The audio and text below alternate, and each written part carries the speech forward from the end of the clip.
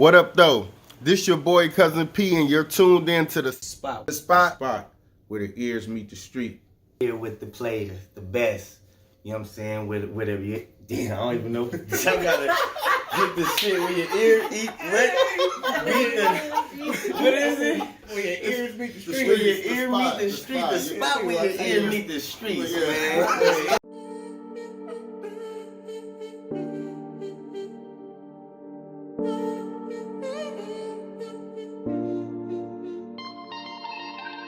What up, though? This your boy Cousin P. You're tuned in to the spot where the ears meet the streets. I got a legend with me. I'm gonna go ahead and allow him to introduce himself. What's up with it, man? It's your boy E-Moe, out here in Sacramento, California for about 30 years putting it down. So if you don't know me, just Google the name. Niggas hate when you living right. They'll turn their back and try to knock your girl. I know they praying on my downfall.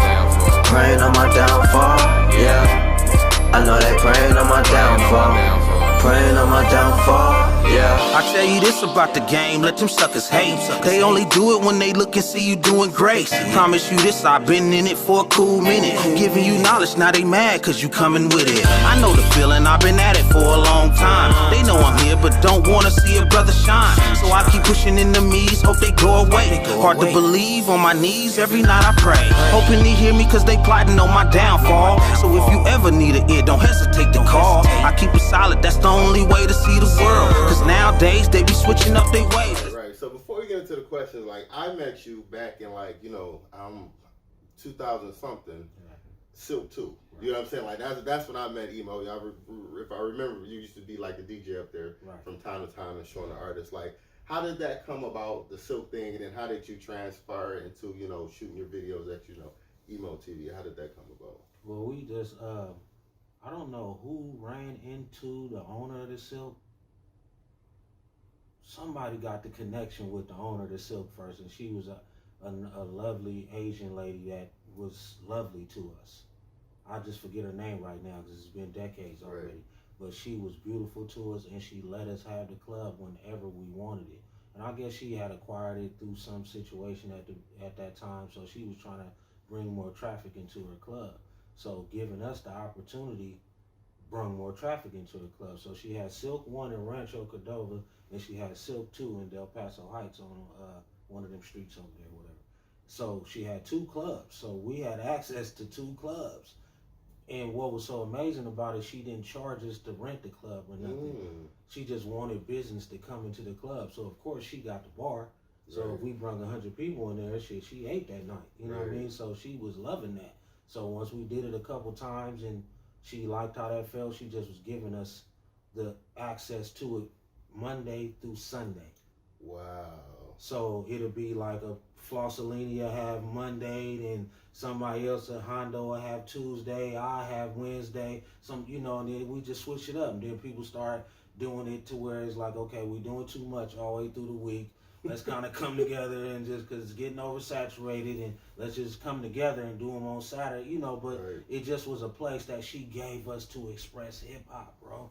Right. It was the first place. That's why I met you and so many people there. Because it was the first place in Sacramento that I've been here in all these years that let hip-hop be us. Right. Without a dress code at the door, that's all kind of, funny little stuff they be tripping off of. And she was lax on security. Which wasn't safe in the end, which I'll get to that point why it ended. But it was so relaxed. It was so comfortable. Everybody felt like the homie. She had a couple security guards that'll check you and look at the ID and make sure you wasn't, but they wasn't really security guards that'll come break up a fight or do too much. We really had to be the security guards. Right. Once inside or whatever, we managing shit, like don't mess up our gig. Like, man, this is good for us. Like, so we was kind of more aggressive than we should have been or whatever, but at the same time, that was like our home and we loved it. So eventually she was about to buy, we was running those 2 clubs back and forth. They had Pinkies out in the way out so far or whatever, but that was another one. So it was those 2 areas that were letting us do our thing. Right. So eventually she was going to buy a club and just like, man, you guys doing so good. I want to buy a bigger club so we can do this bigger and whatever. So we went and had lunch meetings and all that. We was about to take that to another level. But the last event that we had kind of there, my friend Hondo that was throwing shows with me, he got shot. So that happened because we were playing security that night. You know, 2 females got into it. He jumped off the stage to kind of break the fight up and throw him out the club, which he shouldn't have been having to do because security should have been able to see that. But that night it was packed. It was one of our biggest nights we ever had because we've been doing it for like 2 months, 2-3 years probably. Right. So, but this time it was like the finally event where everybody came and it was so popping, bro. But it was too popping because all the hoods was coming and all of this and that, you know. So things got violent. He pushed the girls outside, not knowing that the girls outside boyfriend was sitting outside in the car smoking or whatever. So he looking like, who's this dude dragging, bringing my girl up? Right, like, no security on, no. Right. So that to him, that looked like, what the hell's going on? Right. They jumped out, you know, him and his homies, whatever, jumped on him. Eventually, you know, one of the homies shot him in that situation, which was crazy because it's like y'all already jumped him and whooped him and did all whatever. Like, why shoot him? That didn't have to happen that night. And it kind of traumatized everybody, bro. Everybody that had something to do with them silk shows and throwing, it traumatized everybody. Wow. Because he was a good ass dude. But he was from Chicago. He wasn't really from Sac like that. Right. But he lived out here and was just moving and, you know, the way he did. So he was a cool dude. He still is a cool dude. You know, he had to get his leg amputated that night because one of the homies had to pick him up, put him in the car, rush him to the hospital. They amputated his leg. They had to take his leg that night or he would have died. So that traumatized people, bro. Like, we couldn't believe that what we was trying to do for the city and trying to give people an outlet to come express their stuff, that it led to something like that. But at the same time, we know this is Sacramento. So after that, you know, that throwing show stuff just died the hell down. So I'm like, that was my money, though. That was the way that I could make some income besides rapping. At the same time, promote myself as a rapper. Right. And then give other people a shot to promote themselves as a rapper. So now the city kind of coming together. It was helping us. So we needed that much more. That's why it traumatizes that it was taken away like that. So eventually I'm like, okay, what else I'm going to do to make some money now? I can't throw shows. I'm not going to do that. The club that we could do it at is gone now. We can't do that. So what the heck am I going to do? One of my homies in Kansas City, man, he had this little bitty camera or whatever, and this was before 720 HD. Forget 1080, 4K, and all that. This was before any HD. So he had a camera. He like, bro, I'm doing graphics out here. I'm killing them with it, and I'm just using this little camera. I'm finna upgrade, but you need a camera, bro. So I'm gonna send you this one, and so just so you can get started to do whatever you want to do, so I can start doing album covers or whatever for people and graphics. So he sends me his camera. Not like I could have went and bought one like that because it was just one of those $60 back in the day silver little bitty cameras. And it probably was when they first started putting the click to video button on there. So he mailed me the camera. I'm like, cool. Now I can do graphics and stuff. I got a camera to work with. So, you know, this is the first time really getting into the digital camera because we come from getting film developed and all this other, you know, we OG. So this is my first time, like, ooh, you just take the card out, put it in the computer, photos, and just, ooh. I'm starting seeing dollar signs now. Like, it's something better than, because I always did graphics and stuff before, but you had to go get the photos scanned and do all this. It was just a process. So the process got easier, and I just saw dollar signs. Like, now I can probably go in on this. So I just started taking pictures and doing a lot of graphics and covers for people. And, you know, because my thing was, it's a lot of people out here that got, that know what they want and getting better graphics or whatever, and they paying that big money for whatever. But it's a crowd of people that can't afford nothing. That's true. No, so my target was target them people, because I remember not being able to afford nothing. So I'm like, okay, there's a crowd of people, because I was one of those people. I still am. I don't really got the money just to ball out on beats or studio time like I would want to. So I got a budget too. So I created an environment that's, you know, if you got a budget, I'm going to help you out. And that's how what pressing up cities. Exactly. Same thing when I saw that going on in your ramp. You know what I mean? We need those kind of people in the city that you can go to him for this and then take the music to him and press it. Then go get the t-shirts done. We need all that.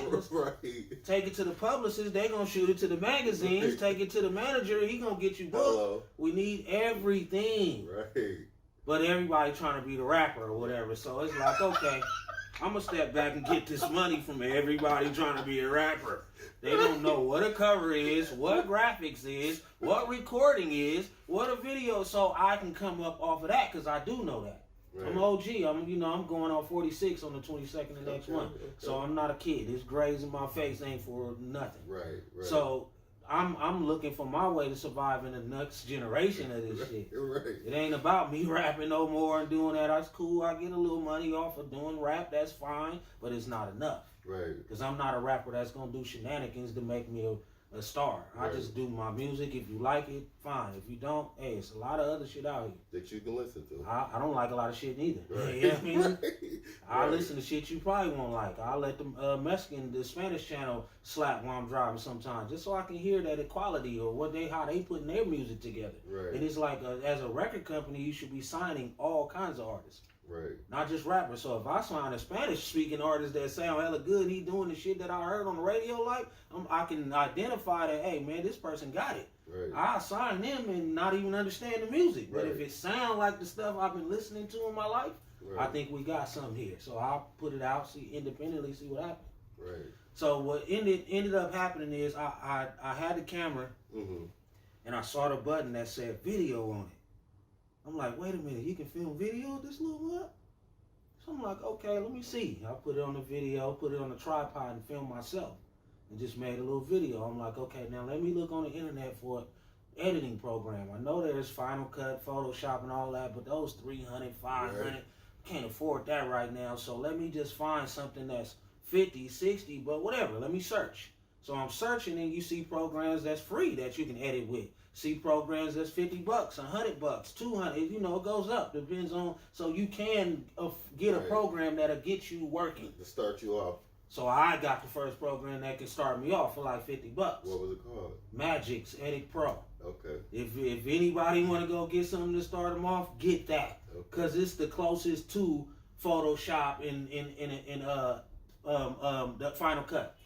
It's closest thing to biggest things that you can use that I found out there that I like that was cheap and affordable. Okay. So once I got that, I'm like, I filmed myself, I chopped it up, put it in there, edited it. I'm like, whoa, hold on, I could really do this by seeing myself. Right. Now putting that out made people say, who did that video? Damn, you did it yourself? Man, do me one. So I said, I know what I'm finna do now. I'm finna pick 10 people to give them a free video so I can get better and learn on these 10 people. I didn't know what the fuck I was. Right, so you can't complain. Have it come out, you ain't spend no money. You can't complain. Right, it's free. Can't complain. Right. That's on purpose. That was a part of the strategy. Right. So I picked 10 people. All 10 people say, yeah, man, because if you did that for yourself, I need something like that. No HD, nothing. Remember, nothing's going on there. Right. It's the beginning of YouTube. No one's on there. No one ought to upload videos. No nothing. So I was ahead because I knew all that. Right. So if I did that video, it was uploaded to my channel. They didn't know how to upload it to their channel. They was like, man, just upload it on yours. I don't know how to do that shit. Right. I'm like, okay, cool. Right. That means all your traffic or whoever watching your video is going to come to my channel. Right. So cool. We can do that. It's good. So after doing all the 10 videos, the trick worked. I told them that the key is you can't tell nobody I gave it to you for free though. Just tell people you paid $50 or you know whatever. I didn't care. That was way a long time ago. Right. $50 for the video was a victory. Next thing you know, it went up to 75. Right. Then it went up to 100. Right. Then I'm doing all this with this little bitty camera that's no HD, no nothing that my homie gave to me. Like, bro, here's your start. So from that, I was able to get some money to go, okay, let me go in the store and look at Canons now and really look what they really, So I got into it because I'm like, man, there's some money here. Right. The first week that I started shooting video, I made $1,000 easy, fast. And that's why I was searching for it after the shows was making us money. Right. So now I'm like, okay, I'm going to do this video thing for a minute. And I did that video thing, and that really put me on the map for these new generation. They started calling me E-Moe TV. They didn't know my real name. All they knew me as E-Moe TV because I started doing videos for everybody. Right, I seen that like pretty much anybody. Damn, the whole Sacramento. What you think? They all want one because then when I started doing the Mozzie videos at the beginning of his career, he was doing. They was doing their own videos, June on the beat and all them. They was filming themselves and editing themselves the best they could, but they wanted to look a little better, So Hus Mozzie hit me on the inbox on Facebook. He like, hey bro, my homie Mozzie want to get a video. Can you pull up on us? Woo wop. I'm like, yeah, man, it's good. I pulls up in Oak Park. We shot like 3, 4, 5, 6 videos. GP the Beast, Slim Kane. Everybody wanted to be Mozzie after that. After I did Mozzie, everybody, I'm not going to say they wanted to be him. I'm just saying they were inspired by him. Right. They saw he could do it, and they saw the look, and they was like, man, I want to do one too. Right, so, my hood get active too. Exactly. So the East started doing it, the DPH, and then everybody wanted a video like, oh no, nigga, we get that out here too. So I'm just like, nigga, it's good. I'm pulling up on everybody. Like, whatever is good. I just getting all the money while it lasts. Because I was getting older, and I was trying to do my best to help people, but not assist people in being what they were doing, to where it's like I'm contributing to destruction or whatever. I had this little older man guilt, like, bro, I've been there, done everything y'all doing. Right. I just feel kind of funny adding to, like, yeah, they gonna point the guns in their face and do whatever. Like, it's something about it just I matured out of, so I wanted to do more art. Right. I'm like, we're not gonna film in front of the liquor stores or do this, that, no more, whatever. I rebelled for a minute, but I felt that you can't rebel on these sack people.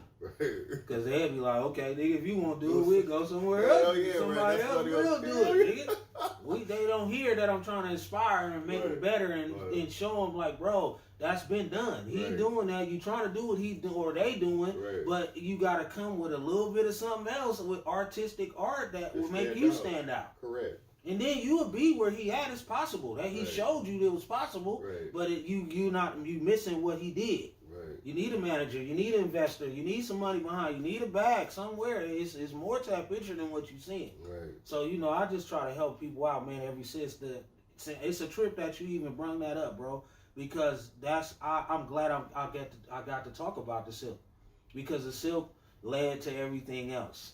Because that money we was making off of that and all that, bro, was a good hustle. I didn't have to do nothing illegal or get in trouble or nothing when she was letting me do that move. That's crazy. I didn't know that it was free. You get what I'm saying? Like, that's crazy. After that, it was no more. No one else would never let you do that again or whatever. And I just feel like if we had that now, if we had that right now, I think Sacramento would be on a whole nother platform. Whole nother level. The Blue Lamp was doing that for us in a minute, but it was just, they gone now. I know that fucked me up. They could only do so much. Right. You know what I mean? They getting booked up by everybody, rock or whatever, so they could only do so much for us too. And then they ride the county riding her. The police, the sheriffs, and all that, because you letting hip hop get down. All day, you see black folks in line. What are you doing here? We don't like this. You know what I mean? The Silks and all them had this problem before. Where every time something happens, so we don't want you doing this. Right. But then in the Blue Lamp, did anything happen at the Blue Lamp? It probably was a couple scuffles, bro, but nothing to where you could just say. Because they used to be, you leave, ain't no one used to always security in was in on that. You feel me? They did their job in there, and Gabby didn't, play that crap. You know what I mean? So to me, they did a good job. They just didn't like the fact that she was helping us do our thing. I think. Not to mention whatever her reasons are. Right. I was spoke that she had this bon voyage last night that we was gonna pull up on, but we was too busy or whatever. So I really wanted to go there to say bye to her or whatever, but. I think she opened another spot, the Cafe Colonial or whatever, something over there next to the Colonial Theater. She bought those little spots. She did? So she still be doing some things over there. So okay. She's still moving. Okay, that's dope. Yeah, when I seen that Blue Lamp thing, that touched me. Hell yeah. I mean, I'm like, that's where I feel like I learned just performing there so much. Yeah. Where you just, I feel like that was artist development. Right. You get what I'm saying? Right. So once I start performing in the Bay and Stockton and different places, I'm looking like a real motherfucking celebrity. That's right. That's what I told my artists all the time. Like, bro, we doing these shows for that. We got to do all this at home as much as we can. And then when we go out of town, we look like, oh, that was a nice show. Them dudes know what they doing. Like, we do this. We do this. That's crazy, man. So, are you working on any projects? Man, I'm always working on projects, but mainly I've been working on my artist project right now because I got like 5 artists. Okay. Max 17, Don Blanco, Mr. G, you had him on here the other day. Illa J. She just was on here. She was just on here. She was just on here. So that's my, I think that's 4. I don't know, I don't think I'm missing nobody, but yeah, that's all of them. And I'm just focusing on trying to get them developed. You know, teaching them the game and whatever, to where if I'm not around no more, I teaching them to have their own independent labels and everything, how to press the CDs, how to, in case I'm gone, you guys can continue what I'm trying to do for you. Right. If we never get there, whatever the case, this game I'm giving y'all will be much more deeper than you just under me or signed to me like you know, I'm just, you my slave, or you under me, I'm the boss. No, we're a team, and we trying to move and really, you know, make progress. We've been sticking together for like 5 years or something. That's rare in SAC. You know, you see a crew, they be running around deep for a minute, and the next couple of minutes they be mad at each other, talking crazy on Facebook, and I'll be like, you know, I'm trying, as me being a mature adult, my homie Don Blanco's about my age, he's the vice president of the label, K-Style Music, and we just kind of being mature about it, and the only thing we lacking is the funds. Other than that, I do everything else. I know everybody. I got all the plugs. It's no problem. I'm just not going to come in my plugs talking about I ain't got the money. Right, like, can you hook a brother up? No, and that's not going to happen. We keep working, you know, hustling hard until I get the money, which I do every day. I do videos, graphic design. I got my own studio. Not my own studio. It's me, Don Blanco, and Earthquake Studio. But I kind of... Shout out to Earthquake. I'm kind of the main engineer and the kind of person that runs it mainly. They just partners in it and kind of, you know, do what they do. But we're just trying to do everything that we can to make some money, so that way I got those 3 different things going at once that pull in revenue, because one thing ain't doing it. Right. So the question I got for you, for me, I feel like you're a pioneer when it comes to, I'm not from Sacramento. I came out here in 03. I'm from Detroit, so I don't know the SIBO eras and all that. I'm talking from the time that I got to Sacramento. You were like one of those guys, like I said, the first person I seen that was actually doing everybody video, because before you, it was nobody. What do you think the biggest issues that's holding Sacramento back as a whole? Because I feel like it's a light kind of there, but the question is how long that light gonna be before somebody else break out to make people want to, you know what I'm saying, drive in? Because right now you have the Mozzie's and you have the Last, but then Gatlin, I will say, be next up. But then after that, it's still like the light was shining with Mozzie first, and now I feel like it's kind of slowly dimming. You feel what I'm saying? If something don't give, what do you think that can break those doors open and really give us that shine that we desperately do need? The whole time that I've been out here since 92, 93 or something. I was there at the beginning of Brother Lynch. I helped him record 24 Deep. I mixed and mastered that album, that whole project. Hella songs on Loaded and all that. So I come from the Brother Lynch Young days. So this has been about 30 years now. The whole time it's been separation. You from the north, I'm from the south, I'm from the east, I'm from Oak Park, you from Meadowview. They can't mess with each other because of them ties. They be like, you know, I want to mess with dude, but he from